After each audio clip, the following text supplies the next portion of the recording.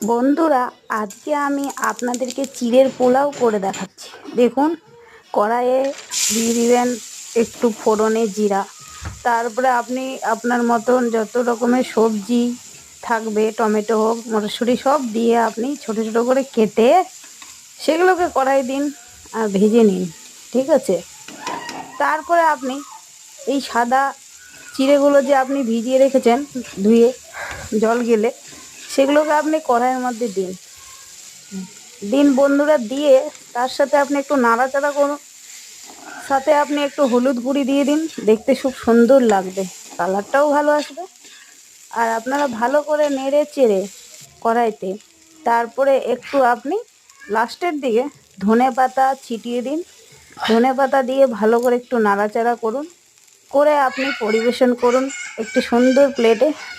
আর আপনারা এই সন্ধেবেলার মুখরোচক খাবারটি খেয়ে দেখুন, বেশ দারুণ লাগবে। নমস্কার বন্ধুরা।